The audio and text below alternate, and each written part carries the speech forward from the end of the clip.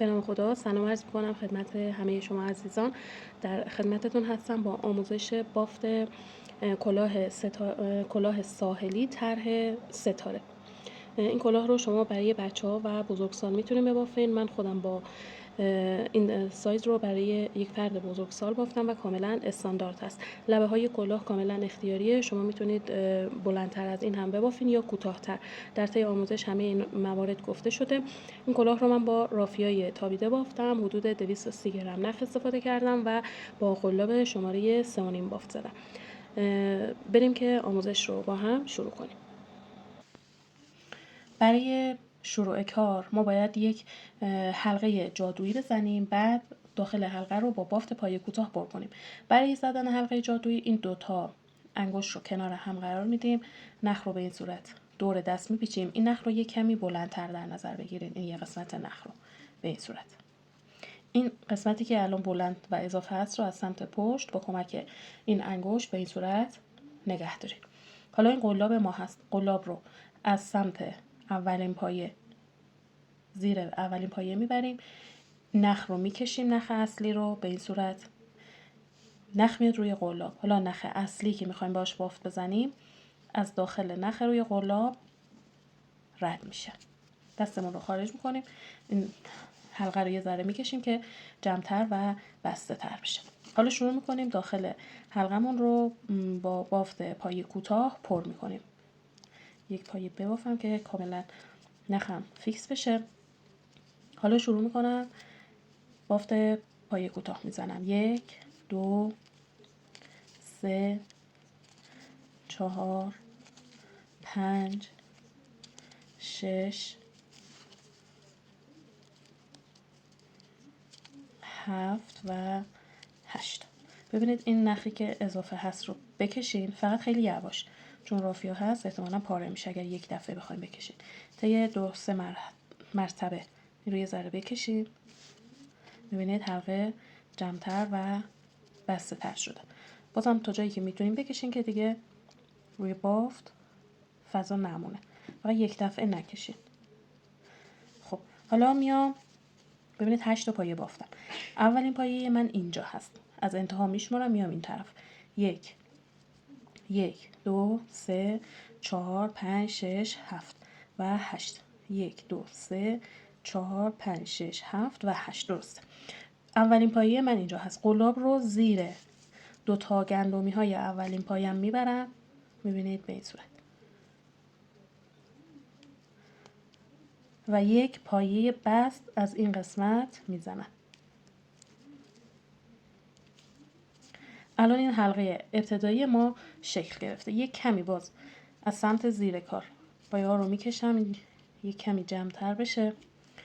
الان ببینید ما با این پایه بستی که زدیم همون 8 تا پایه رو داریم. از سمت انتها میشمارم تا میام این طرف. ببینید این اولی پایه بست ما هست، بقیه پایه کوتاه.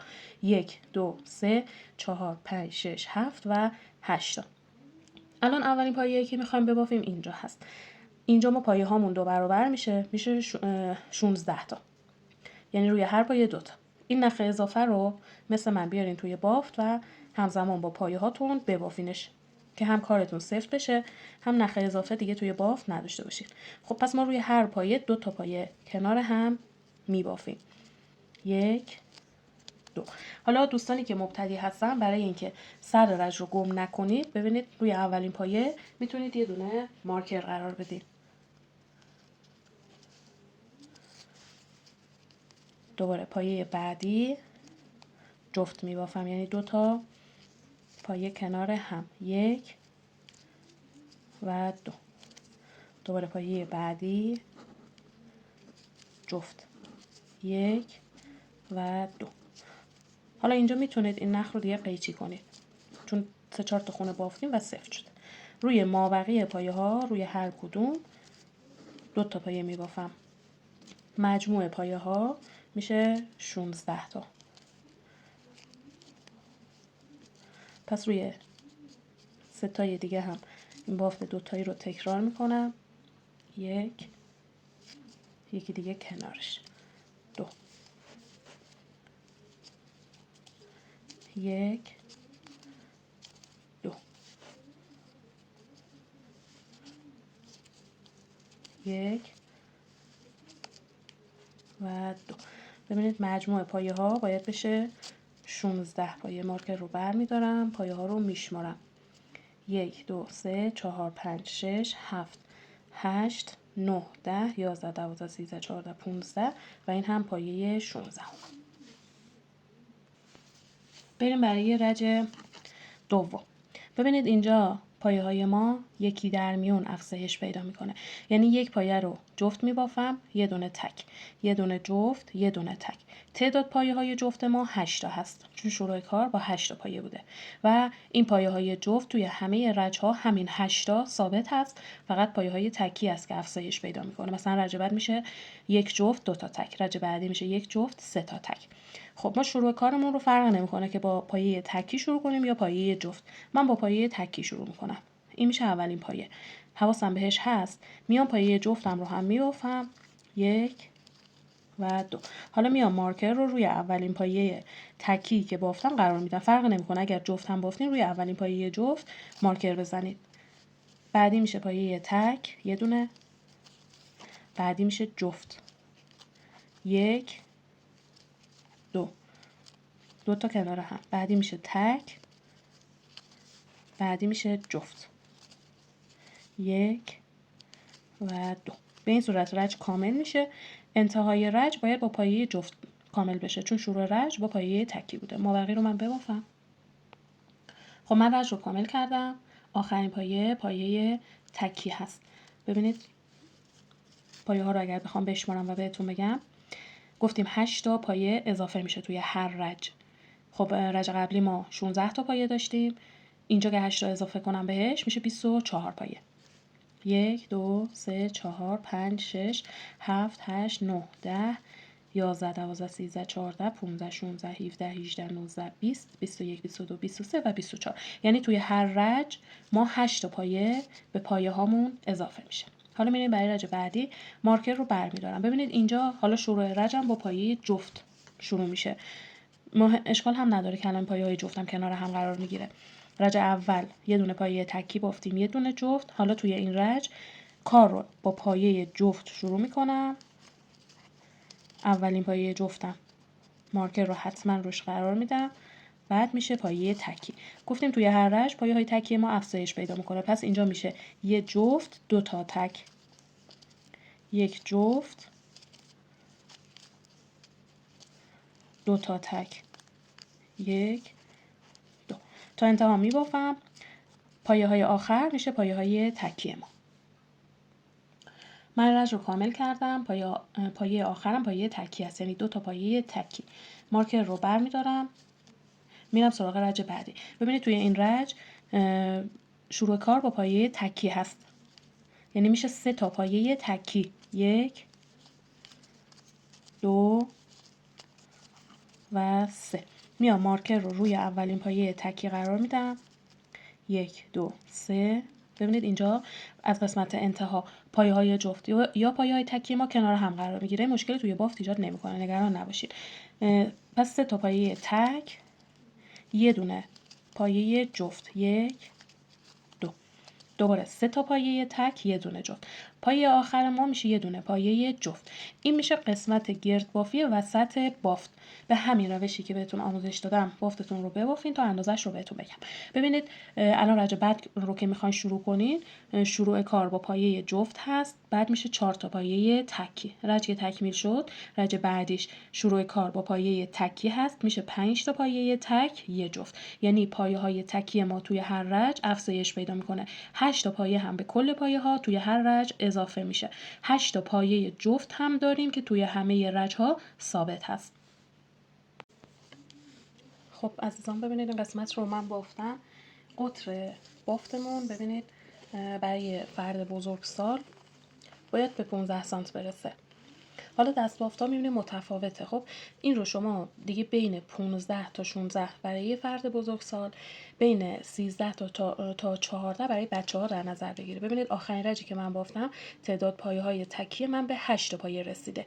حالا چون دست بافتا متفاوته، مثلا اونی که شل‌تر میبافه شاید تعداد پایه‌ها کمتر بشه، یا اونی که سفت‌تر میبافه شاید تعداد پایه‌ها بیشتر بشه. پس اینجا رو من به سانت بهتون گفتم. الان بافت من 15 سانت شده. برای یه فرد بزرگسال این سایز کاملا استاندارده. حالا شما میبافین دیگه به 15 نهایت 16 برسه، دیگه نباید از این کمتر یا از این بیشتر در بیاد. حالا ما شروع میکنیم پایه هامون رو بدون اینکه بخوایم افزایشی توی کار داشته باشیم به صورت دوربافی میبافیم که هم یک ذره این قطر کلاه پنتر بشه، هم این زل هایی که توی بافت الان داریم جمع بشه، روی بافت مشخص نشه، هم یک دیواره ای روی این قسمت کلاه ما شکل بگیره. ببینید اضافه کردن نداریم دیگه، روی هر پایه یه دونه میبافیم. الان من اینجا مارکرم رو زدم، ببینید یعنی اولین پایه من اینجا هست، 1 2 3، روی هر پایه یه دونه به این صورت میبافم. بعد که رج تکمیل شد دوباره مارکر رو بر میدارم، از همینجا پایه کوتاه رو شروع میکنم. احتیاج به زدن بست توی این بافت ما نداریم، چند رج به این صورت میبافیم تا ادامه بافت رو بهتون بگم. حالا بافتم کامل شد، از این قسمت قطر یعنی مرکز این دایره‌مون بهتون میگم که در کل باید چند سانت بشه. ببینید عزیزان، من لبه کلاه رو بافتم. گفتم زمانی که ما پایه اضافه نمی‌کنیم به این صورت یک لبه‌ای روی بافت ما ایجاد میشه. چون یک طرح ستاره‌ای هم در ادامه این لبه بافته میشه، نباید خیلی این رو بلند ببافیم. ببینید الان اندازه‌ای که من بافتم از این قسمت مرکز متر رو قرار میدم تا اینجا، ببینید 12 سانت شده. برای یه فرد بزرگسال این اندازه اوکیه، برای بچه‌ها بین 9 تا 10 سانت ببافید. حالا بریم برای بافت مدل ستاره. اینجا ببینید مارکر من بود، مارکر رو در آوردم، این یک پایه رو باید ببافم. بعد بریم سراغ بافت مدل ستاره. ببینید برای بافت نخ رو دور قلاب میندازم، میام یه خونه جلوتر قلاب رو وارد پایه میکنم، نخ میکشم روی قلاب ولی نمیبافم، نخ روی قلاب هست. یک بار دیگه این بافت رو تکرار میکنم، نخ رو دور قلاب میندازم، میام از داخل همین پایه نخ رو از اینجا عبور میدم. الان ببینید 1 2 3 4 5 تا رشته نخ روی قلاب هست. این 5 تا رو به صورت همزمان با نخ اصلی یکی میکنم. ببینید نخ اصلی رو با دستتون نگه دارین، جلوی قلاب گیر بدین و به صورت همزمان از داخل همه اینا یک دفعه رد کنید. اینجا که دستتون رو روی این نخ هست، قلاب رو حالا وارد این یه رشته نخ کنید، نخ رو از داخل این و در نهایت نخ روی قلاب به این صورت عبور بدید. یک زنجیره بزنین. حالا میایم دو رشته نخ از داخل این قسمت، دو رشته نخ از کنار همین پایه، بعد 2 تا خونه رها میکنیم، میایم یه خونه جلوتر 2 تا رشته نخ هم از اینجا در میاریم.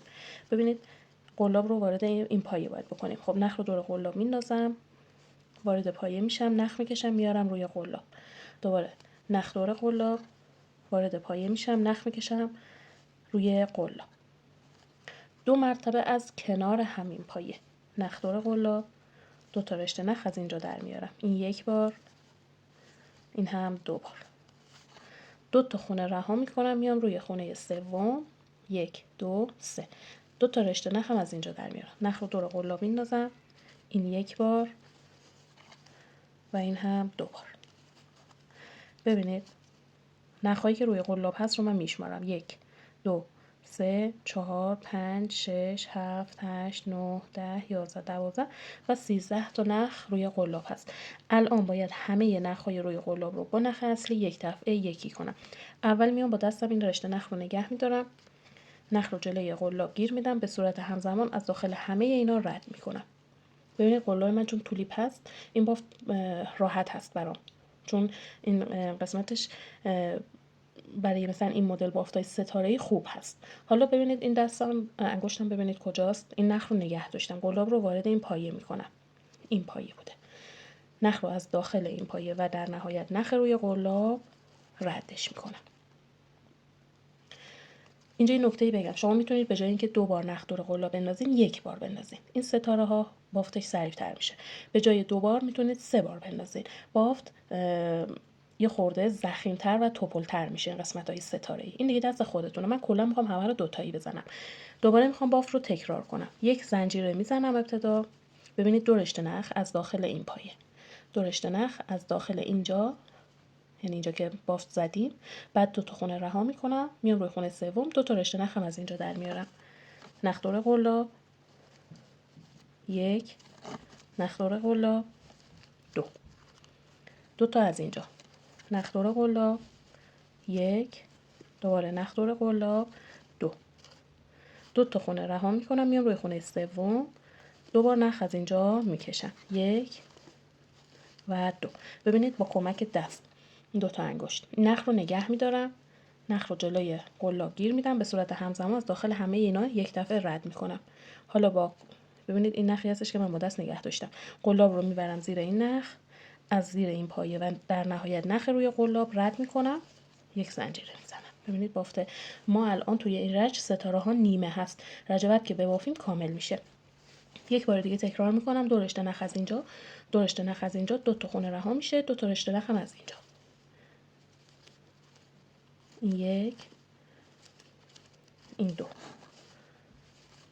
این 1، این 2. 2 تا خونه رها میکنم، میام روی خونه سوم، 1 و 2. ببینید اول با دست نخ رو نگه میدارم، نخ رو جلوی قلاب گیر میدم. اگر میبینید که سخت براتون رد میشه، با کمک قلاب ببینید بازی کنید، به این صورت این رد میشه. حالا این نخ رو که نگه داشتم، قلاب رو از زیرش رد میکنم، نخ رو از داخل این خونه و در نهایت نخ روی قلاب رد میکنم، یک زنجیره میزنم. این میشه بافت ستاره توی رج اول. دور تا دور رو به این صورت میبافم تا برسم به سر رجم. خب عزیزان ببینید من رج رو کامل کردم. طرح ستاره ما به این صورته. توی این رج این ستاره ها همه نیمه بافته شده. توی رج دوم که ببافیم اینا همش کامل میشه. الان ببینید به انتهای رج که من رسیدم، الان باید یک ستاره دیگه ببافم که بافتم تکمیل بشه. خب اینجا اتصال دادم، یک زنجیره زدم، 2 رشته نخ از اینجا در میارم، 1، 2، 2 رشته نخ از داخل این پایه، 1، 2. حالا اینجا رو دقت کنید، ببینید 2 تا خونه رها میکنم، میام اینجا اولین پایه‌ای که بافته بودم یکی کرده بودم، ببینید پایه‌اش اینجا میشه. خب میام یه دونه روی این میبافم، یعنی 1، 2، 3، 4 تا خونه میام جلوتر، 2 بار نخ دور قلاب، 1، 2، 3، این 1 بار و این هم 2 بار.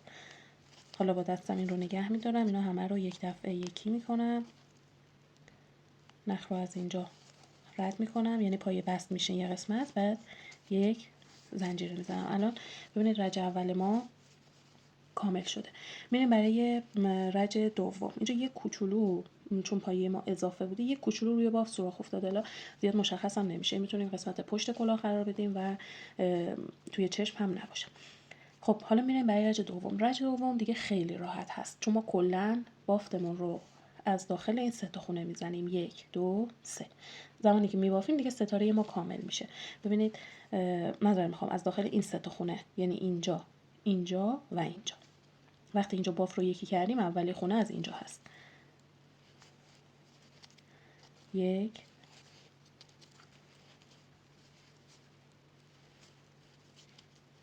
2. پایه بعدی اینجا، 1 و 2. 2 تا هم از اینجا، 1 و 2. با دست نخ نگه میدارم، اینا همه رو یک دفعه یکی میکنم و به این صورت بافت رو کامل میکنم. الان ببینید ستاره ما کامل شده. دوباره یک پایه از اینجا، یکی از اینجا، یکی از اینجا،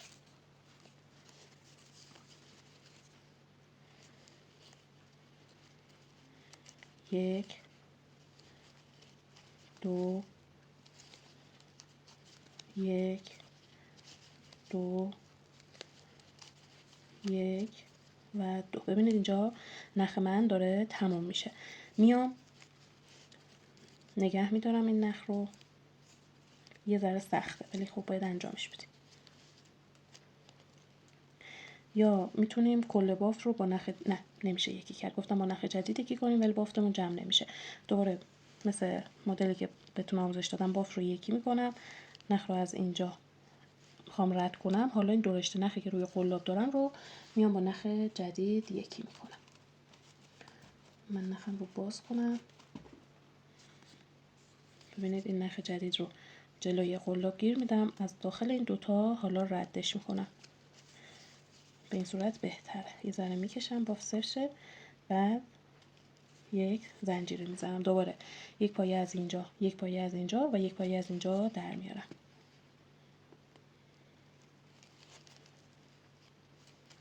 یک،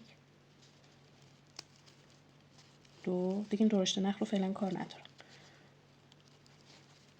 یک، دو، یک، دو، با دست نخ رو نگه میدارم، از داخل همه اینا رد میکنم، میام داخل این خونه دوباره نخ رو رد میکنم و یک پایه میبافم. میبینید الان چند خونه که بافتیم این ستاره یا کامل شده. از سمت پشت این دو رشته نخ رو گره میزنی، هر جا نختون تموم شد به این روش انجام بدین. یعنی باید 2 تا رشته نخ روی قلاب بمونه، بعد با نخ جدید یکی کنید، بعد این 2 تا نخ رو گره بزنید و اضافهش رو قیچی کنید. خب رج رو من کامل کنم تا برسم به سر رج. ببینید دیگه بافت ستاره یا مشخص هست. ببینید عزیزان من رج رو کامل کردم، الان رسیدم به سر رج. دوباره همین رو تکرار میکنم، یعنی یک پایه از اینجا، یکی از اینجا و یکی از اینجا در میارم و میبافم. گفتم اگر میخواین این ستاره یا پفکی تر و پرتر بشه تا 3 مرتبه هم میتونید نخ دور قلاب بندازید. اگر بخواین ظریف‌تر بشه تا 1 مرتبه. من 2 مرتبه نخ دور قلابم میندازم. 1 و 2. با دست نگه میدارم این نخ رو. ببینید این نخی هستش که با دست نگه داشتم. قلاب رو وارد این نخ میکنم، نخ رو از داخل این نخ، یعنی این رشته نخ و نخ روی قلاب یک دفعه رد میکنم و یک زنجیره میزنم. ببینید دیگه ستاره های ما همه کامل شده. خب یک بار دیگه این رو میبافم. به نظر من یک رج دیگه بافته بشه، یعنی طرح ستاره بافته بشه کافی هست. ببینید عزیزان من طرح رو بافتم، میبینید و 2 رج بافت ستاره ای داریم. ببینید ستاره ها 2 تا شده، 1 2 1 2 به این صورت. اینجا هم ببینید سر رج ما هست، یک سوراخ تقریبا بزرگ نسبت به بقیه ما اینجا داریم. خب حالا باید کار رو اتو بزنیم چون یه ذره بافت جمع میشه. اتو بزنیم بعد بریم سراغ ادامه بافت ما. ببینید از سمت داخل کلاه رو به این صورت باز کنید و از تیکه به تیکه از این قسمت ها اتو بزنید. حالا اگر کف اتو مشکل داره و خرابه میتونید یک پارچه روی کلاه قرار بدین داخل کلاه، بعد اتو بزنید. اگر میخواین پارچه بذارین درجه اتو خیلی زیاد نباشه. اگر مستقیم میتونید مستقیم هم اتو رو روی بافت قرار بدین اگر کفش مشکل نداشته باشه. اگر بخواید مستقیم قرار بدین خیلی زیاد نباشه. پس قسمت رو دور تا دور رو کامل اتو میزنیم تا بریم سراغ ادامه بافت. خب من کار رو اتو زدم، ببینید بافت لخت‌تر و قشنگتر میشه. حالا ما باید از لبه بافت یک رج پایه کوتاه ببافیم. ببینید اولین پایه ما اینجا هست، قلاب رو زیر دو رشته نخ میبریم و پایه کوتاه میزنیم. بعدی اینجا میشه جایی که ستاره ها رو میبافتیم. الان اینجا ببینید 2 تا پایه داریم ما، یک پایه کوچیک‌تره یک پایه بزرگتره. این پایه کوچیک‌تر نمیتونیم دقیق از اینجا بافت بزنیم، پس یک کمی میایم پایین‌تر از اینجا بافت میزنیم. اینم پایه سر جای خودش بافته میشه. دوباره میرسیم به این قسمت ستاره‌ای. الان دوباره رسیدیم به جایی که 2 تا پایه داریم. ببینید پایه اولی یه ذره کوچیک‌تره چون یه ذره بافت برش سخته، میایم از یک کمی پایین‌تر پایه رو میبافیم. بعدی هم که اینجا هست، پایه بعدی از این قسمت ستاره‌ای هست، مرکز ستاره. دوباره میرسیم به این 2 تا پایه. پایه اولی یه ذره سفته، میام یه کوچولو پایین‌تر. پایه بعدی هم که اینجاست. خب ببینید دور تا دور رو ما با این صورت بافت پایه کوتاه میزنیم. سر رج اینجاه، من میدونم کجاست. اگر شما احیانا گم میکنید حتما یه مارکر که اولین پایه رو بافتید روش قرار بدین که اشتباه نکنید. خب ببینید رج کامل شد، رسیدم به سر رج. اینجا ما افزایش داریم چون میخوایم لبه کلاه رو ببافیم و لبه باید پهن بشه. ببینید ما میایم 2 تا پایه تکی میبافیم، پایه سوم رو جفت میبافیم. اینجا شروع رج ما هست، اتصال نداریم، یعنی با پایه بست اتصال نمیزنیم. دوباره کار رو از همینجا با پایه کوتاه شروع میکنیم. 1 2 تا پایه تکی، سومی جفت، یعنی 2 تا پایه کوتاه کنار هم. یه دونه مارکر روی اولین پایه قرار میدم. ببینید این پایه جفت ماه، 2 تا از قبلش تکی بافتیم. دوباره 2 تا تکی، 1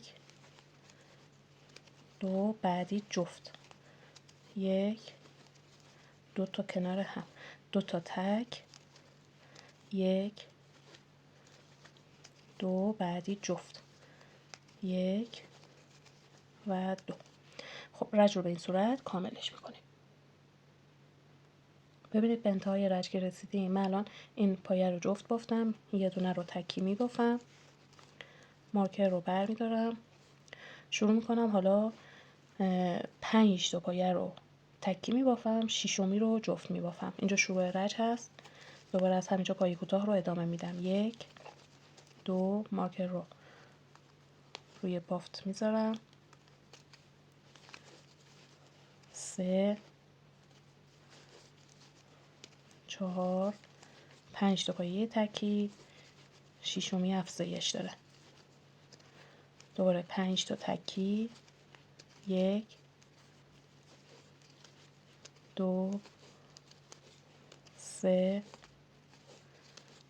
4 5 ششمی رو جفت میبافم.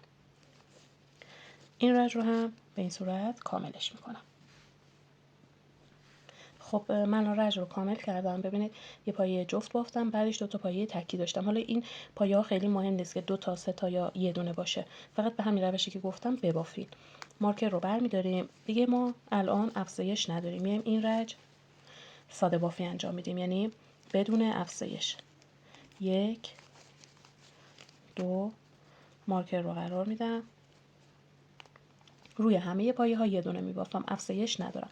رج که تکمیل شد، یک بار دیگه همین رج رو تکرارش میکنم، یعنی طی 2 رج ما پایه هامون ثابته، هر تعداد پایه‌ای که داریم روی هر کدوم یه دونه میبافیم. 2 رج ببافین، بعد افزایش بدیم. من 2 رج بافتم، بعد دیدم که اگه بخوام مثلا توی رج سوم افزایش بدم کارم یه ذره چیم میخوره. حالا عزیزانی که دوست دارن مثلا لبه کلاه یه خورده حالت دالبوری یا به قول خودمون حالت موج مکزیکی داشته باشه، میتونید مثلا 2 رج بافتیم بعد افزایش بدیم. ولی اگر میخواین کاملا لبه صاف بشه، بهتره که به جای 2 رج 4 رج ساده بافی انجام بدیم، بعد ادامه بافت رو افزایش بدیم. ببینید من الان 4 رج افزایش دادم. حالا برای افزایش دادن توی این رج مارکر رو برمی‌دارم. ببینید از اولین پایه اینجا افزایش میدم، میام 9 تا پایه رو تکی میبافم، دهمی رو جفت میبافم. حالا اینجا اولی رو جفت میزنم، مارکرم رو اینجا قرار میدم روی اولین پایه، 9 تا پایه رو تکی میبافم، 1 2 3 4 5 6 7 8 و 9 تا پایه تکی، دهمی جفت، یکی دیگه کنارش، دوباره 9 تا تکی، دهمی جفت. خب ببینید من رج رو کامل کردم، به سر رج که رسیدم مارکر رو برمیدارم. حالا 2 رج اینجا ساده بافی انجام میدم، مثل اون 4 رجی که بافتم اینجا 2 رج میبافم. 1 2 بعد مارکر رو قرار میدم روی اولی، 2 رج ساده بافی انجام میدم. حالا دیگه این سلیقه‌ایه، اگر این 2 رج رو بافتین و لبه کلاه کافی بود، میتونید لبه رو اتو بزنید و همین صورت روی زمین قرار بدین، یک پارچه روی باف قرار بدین و دور تا دور اتو بزنید. اگر بخواین این لبه پهن‌تر بشه، بعد از اینکه این 2 رج رو بافتین، حالا هر 14 تا پایه افزایش بدین، یعنی یه دونه رو اولی رو جفت ببافیم مثل این رجی که ما افزایش دادیم، 13 تا رو تکی، دوباره 14می افزایش، 13 تا تک، بعد یه رج و 2 رج دیگه هم ساده بافی انجام بدین تا لبه کلاهتون به این صورت پهن بشه. خب این از آموزش این کلاهمون. حالا زمانی هم که بافتین گفتم دیگه حتما از همین طرف کار رو روی یک سطح صافی قرار بدین، با دست یه ذره صافش کنید، یک پارچه روی کار قرار بدین و دور تا دور رو کاملا اتو بزنید. این کاملا صاف و لبه دار میشه.